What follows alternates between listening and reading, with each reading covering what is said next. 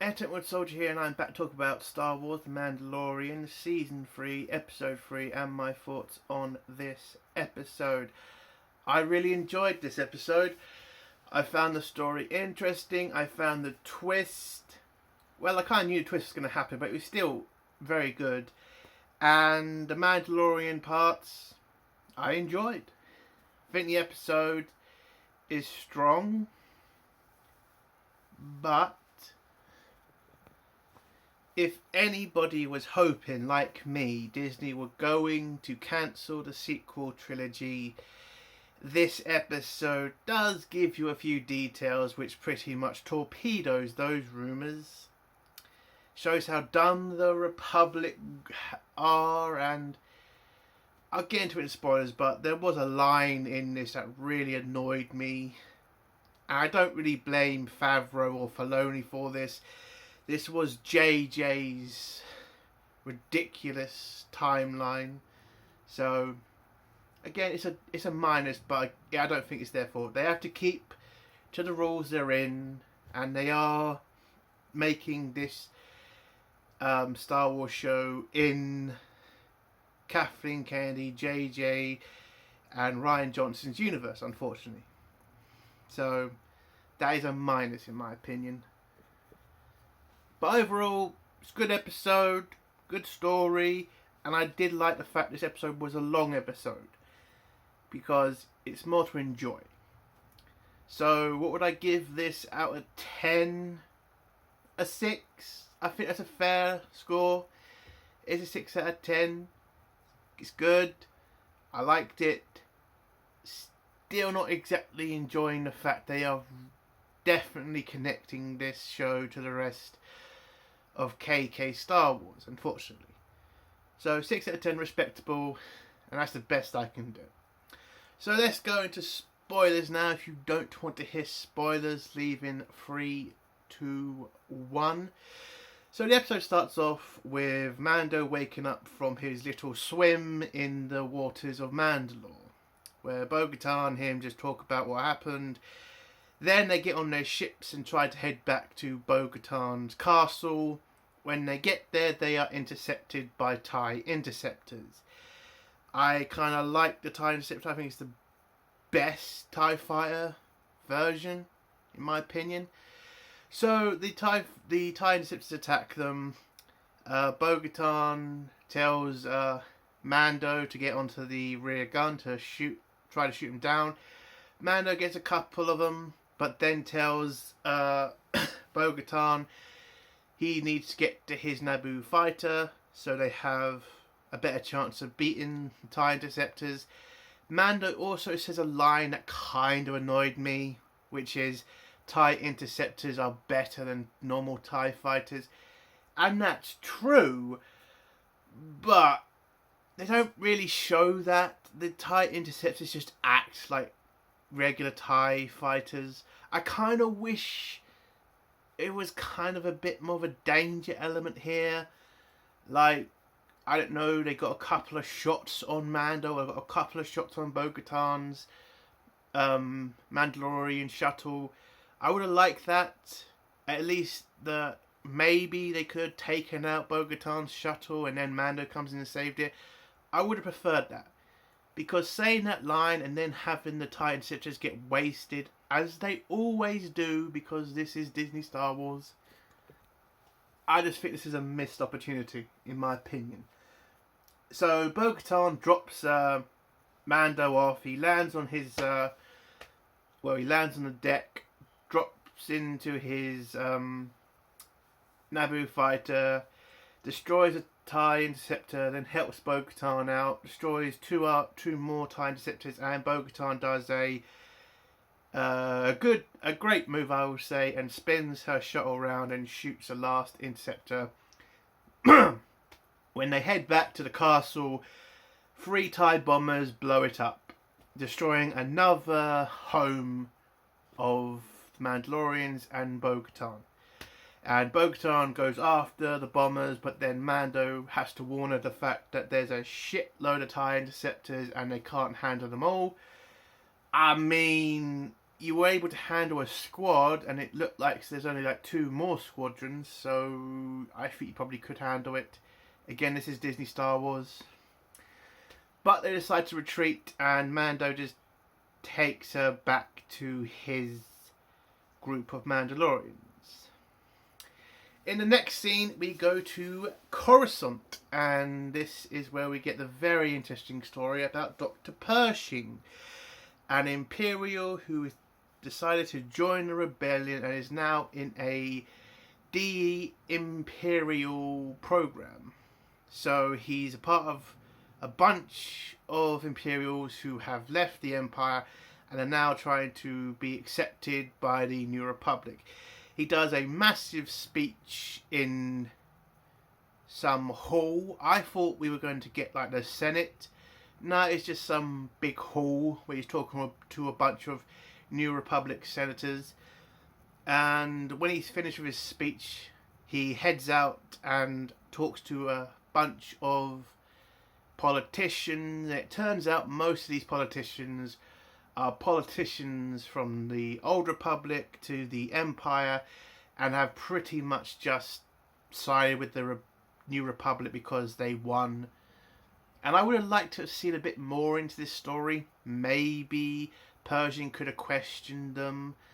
I mean, the guy talking to Pershing sounded and looked like a right prick. So, I don't know. It would have been interesting to kind of go into detail about that. Like, why doesn't he give a shit? Like, why? Anyway, maybe some other time we can go into that. So Pershing goes back to his assigned housing, where he meets with a bunch of ex-Imperials who are all happy the Empire is gone and want to help build a better New Republic. And that's when we see Kane, the officer from Moff Gideon's ship.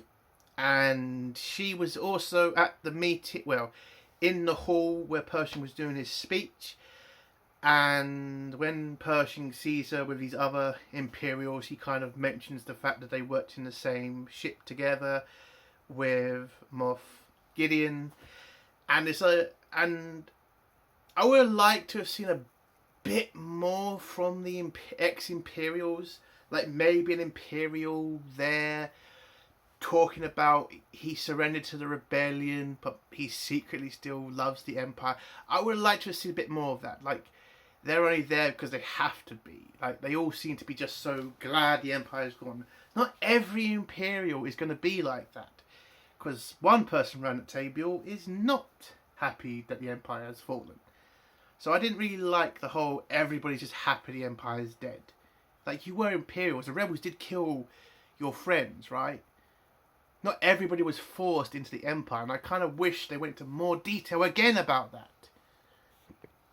But anyway, somewhere in this conversation, Pershing is asked what he misses about the Empire the most. And he says he misses the yellow biscuits from their rations. These yellow biscuits that he liked. And then after the meeting, when he goes to bed, he gets a knock on his door, and a bunch of yellow biscuits is just left there randomly. Now, if I was Pershing, I would be seriously questioning this, because whoever's giving these to you might not be a friend. You might be letting your guard down a little bit too much. But anyway, next scene, Pershing has to go to this dumb meeting with this droid who needs to make sure he's not breaking the rules and all of this government crap. Listen, if you've ever been to, if you've ever done a job interview with the government, or you've ever had to deal with a stupid meeting with the government or the bureaucracy, these meetings are the exact same. It is like talking to a fucking robot. Like, oh my god. When Pershing is in those meetings, I really felt for him, because it's just like all the questions are always the same. They're always boring. There's no humanity talking back to you. It's just a robot reading from a fucking script. again, if you've ever been in a government fucking one-to-one meeting for a job or an interview, you understand how mind-numbingly boring those fucking interviews can be, and how you just want to walk out of a room because, anyway. So after he's done that, he goes to his job where he is pretty much destroying all Imperial equipment and technology, which is so fucking dumb. And I get what the writers are trying to do with this, and it's just so fucking dumb, cause the person in charge of the place keeps talking with Pershing, like, how you doing? Are you enjoying your work? Like, normal bullshit like that. And when Pershing pretty much says, I kind of think it's wrong that we're destroying Imperial technology that can help millions of people just because the Empire made it. And then he just says, well, we don't really want to do that because... And this is where we pretty much get the whole, connected to the JJ Star Wars. We pretty much need to get rid of all this because it was made by the Imperials. And not only are we getting rid of this, but we're also mothballing the Rebel fleet. Are you fucking kidding me? That's what he says. He says that. He says they're mothballing the Rebel fleet, or the New Republic fleet. You've only just fucking won. And they're still Imperial warlords. I fucking hate what JJ did to Star Wars because he wanted to have his fucking shit original copies, which is what the sequels were. He wanted to have a Rebels fighting an Empire situation, but he couldn't because George Lucas ended those films amazingly, and so JJ had to shit all over them. And this is the proof that Favreau and Filoni are not changing jack shit because they mention the fact the Rebels are destroying their own fleet when they haven't even won yet. The Empire is still out there. Oh my god, it fucking annoys me how dumb J.J. Abrams is. It really is. He really is. Anyway, so Pershing's pretty much getting annoyed now. He wants to help the Republic. And the fact that he sees the New Republic destroying good equipment just because the Empire made it. I mean, if you want real world kind of evidence of this being stupid, look what happened after the Second World War. Do you really think we destroyed all the technology we got from the the Nazis? Rockets. There is technology we use today that the Nazis created. So yes, it was made by evil sons of bitches, but you don't just get rid of that technology because they made it. You kind of keep it and use it for good. It's just unbelievable. Again, I just feel like this is a woke leftist mentality. Like, you have to destroy what evil people make, not use it and then try to fight. It's just so fucking annoying. Like, why do we have assault rifles? Why do we have missiles? Why do we have, like microwave? We have all this shit because of the Second World War and because of what we captured from the Nazis.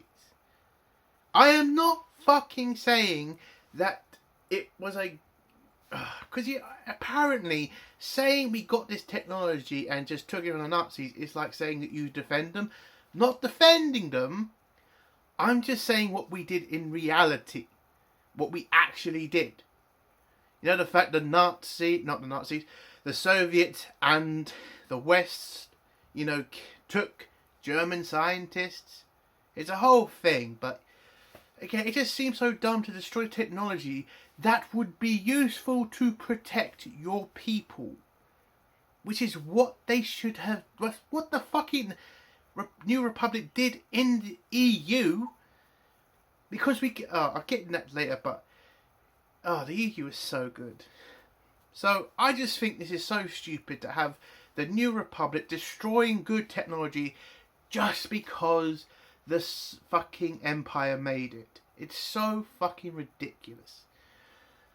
So Pershing is just getting annoyed. He goes out with Kane. They talk to each other about, life on Coruscant. She explains about that she's happy the Empire's gone, and she's wants to do her part to help the Republic. That she's glad that they won and all that shit. We then get information about Coruscant, how there's a rock that shows what Coruscant actually looks like. Instead of it just being a massive city, it's actually a planet of mountains.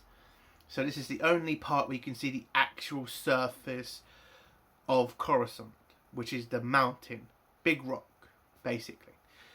Because it's not a mountain; it's just a big rock, and that just shows the highest mountain on Coruscant. So Kane tricks Pershing into trying to touch the rock, but security stop him. And it's kind of a funny scene. They have these weird light up lollipop things. I mean, I don't know, maybe they're trying to sell them at Disney World or something. But anyway, so Pershing kind of talks to Kane about how he wants to help the New Republic. And Kane says, why not just do it if you think you can help the New Republic? Just do what you know to be right. Don't do what you were told like you did when you were in the Empire. So at first, Pershing says no. They go back to their housing accommodation, and then Pershing just gets annoyed the next day when he has the second meeting with the robot, trying to make sure that he isn't insane, or trying to make sure he's not planning to do anything against the New Republic. So he just gets annoyed. He then goes to Kane and says, I want to go and help the Republic, but I need my equipment to do that. So Kane tells him about the Star Destroyers that are on Coruscant. The Star Destroyers that the New Republic is decommissioning. Not using, the strongest starships in the galaxy. The Republic's not going to use them. They're just going to pull them apart because they're just that stupid. Oh my god, you have Star Destroyers. The Empire is not defeated yet. I hate the JJ storyline because it's so fucking retarded. Anyway, Kane tells him about the Star Destroyers. He kind of doesn't want to try to go there because if they get caught, he's going to be in massive trouble. But she persuades him into doing it. They then leave the housing accommodation, not wearing their uniforms to show that they're ex-Imperials, but they wear civilian clothes. They head out to the city, they get on the train and head to the Star Destroyer shipyard. When on the train, they then see a bunch of security droids checking people's tickets, and they'd have to then run to the back of the train so the droids don't catch them. Kane then tells Pershing that he needs to jump off of the train because if they don't, they're going to get captured by the droids. They both do. They land safely and they get to the shipyard, and you get this amazing scene where you see the Star Destroyers in a line getting completely taken apart. Again, I just get so annoyed at this because you would use these things. You wouldn't destroy them. It's so bloody stupid. Anyway, so they go down into one of the Star Destroyers. Kane opens one of the doors so they can get right inside a Star Destroyer. Whilst they look around, they see the Star Destroyer being pulled apart. Bits on the floor, bits of wire as well. They then get to a science bay where Pershing could not be happier, and he sees all of this equipment he can use to continue his research into cloning so he can help the New Republic. Oh, I almost forgot about the scene where Kane and Pershing introduce themselves to each other. because Kane mentions the fact that she and him must have passed each other a bunch of times on Gideon's ship. So they introduce each other, Pershing scientist and Kane communications officer, which I don't think she was, but okay. Anyway, so Pershing's in the lab grabbing all his stuff, and they hear a noise. Kane looks to watch to make sure nobody's coming. Pershing grabs everything he needs. They head out and leg it from the Star Destroyer, and are then, well, turns out this was all a trap, because the New Republic security forces arrive and arrest them both. And Kane turns around, grabs the box from Pershing, and it turns out that she is working for the New Republic to weed out Imperials who have gone back to their old ways. At least that's what the New Republic think. So Pershing is taken to, is put under arrest, taken to a New Republic facility, where he is then put on a table where he has to go through a mind flare. Now this is a torture device made by the Empire, but the New Republic use it to clean Imperial minds to make their adjustment to the new order easier. But Pershing panics and tells them, if you fuck up, you're going to wipe my memory and basically kill me. But the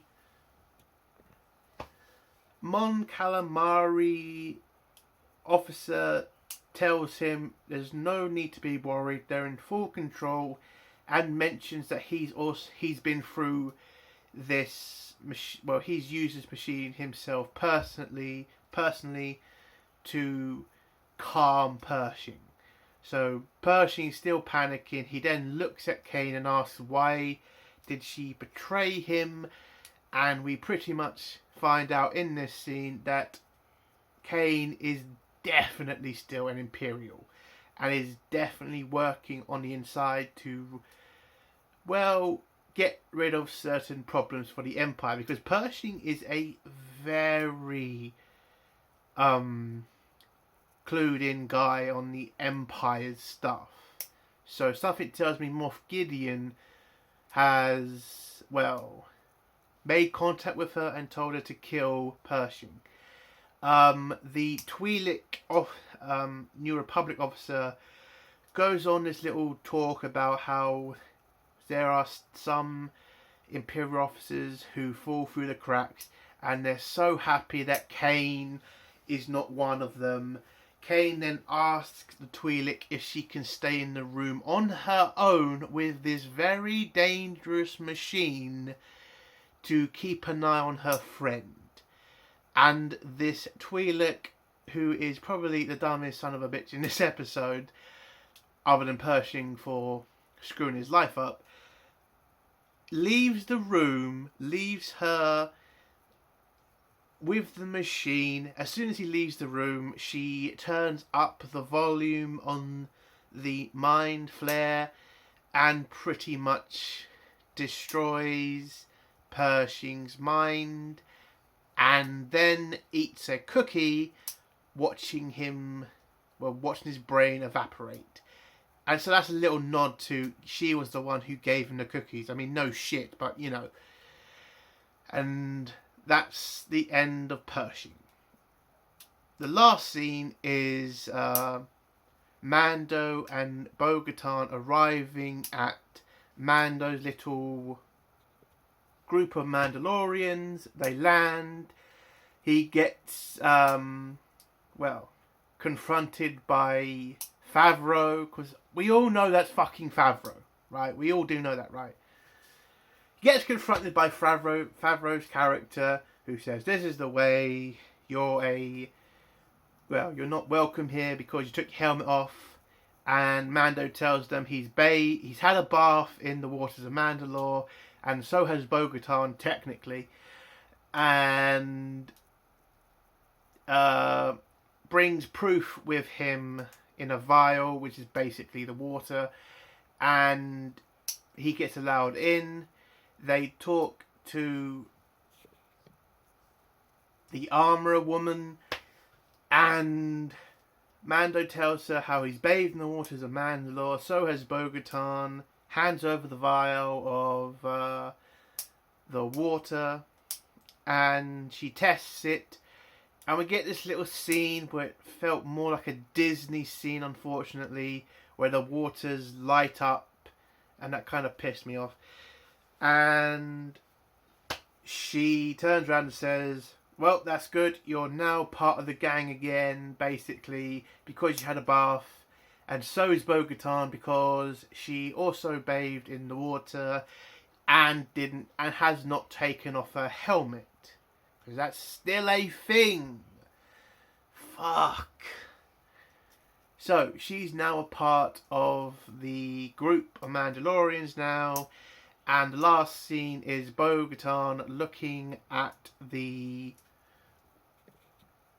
mythosaur. And I think this is pretty much telling us she's not exactly happy that she's with the group. And if she's ever going to get control of Mandalore again, she needs to go back to Mandalore and tame the mythosaur. Because, come on, let's be honest, she is going to be the one to ride a mythosaur. Because that shit ain't going to Mandalore. I mean Mando. Or Din Djarin.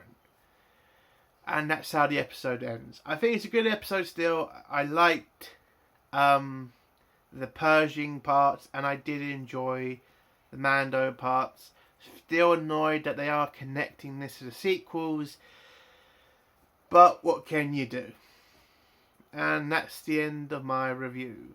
If you like this review, a like. If you dislike this video, give it a dislike. And if you have any comments, do put them down below, and I'll try to get back to them as soon as I can. And if you like my content, do think about subscribing. Entertainment Soldier, bye.